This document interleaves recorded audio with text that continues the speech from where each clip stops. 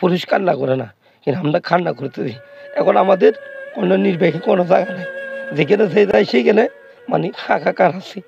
মানে মাছ নাই, সাগরে চললো আর মতন কিছু নেই।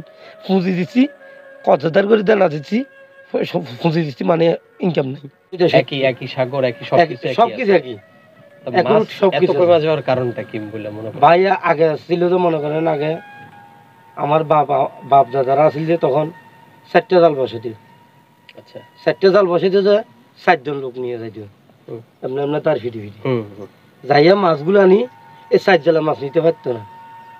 আর আমি নিজে বসাই এখন 17টা, কিন্তু তারপরে মাছ নেই। 3 বছর পর্যন্ত এই নতুন জালটা আমি ব্যবহার করতেছি। এই জালটা হচ্ছে যে পকেট জাল। আচ্ছা, পকেট জাল বলি আমরা। এটা চাঁদি জালের মতো নাকি পকেট জাল, আগের নতুন নতুন আবেগ হয়েছে আর কি। এখন এই জালগুলো আমরা বসাই কোনো মতো নির্বাহ করি এখন বর্তমান। না হলে আমাদের আগে রিলিজ জাল যেগুলো আছে এগুলোতে মাছ নাই, টোটালি মাছ নেই। পুরুষ কান্না করে না, কিন্তু আমরা কান্না করতেছি। এখন আমাদের কোনো নির্বাহী কোনো জায়গা নাই, যেখানে যে যায় সেইখানে মানে হাহাকার আছে।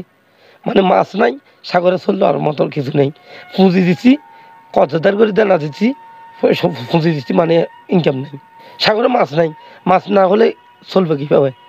ফুস দিলই আমার 4টা ছেলে মেয়ে, আমি কীভাবে সংসার চালাবো সেটা আমি জানি, আমার কোথা আর কেউ জানে না। এবং কেমনে চলবে সেটা উপর ছাড়া আল্লাহ ছাড়া কেউ জানে না। কিন্তু চলতে আছি এমনি এমনি চলিয়ে ফিরিয়ে খাইয়ে এতটুকু, কিন্তু জানা আল্লাহ বুঝতেছে না।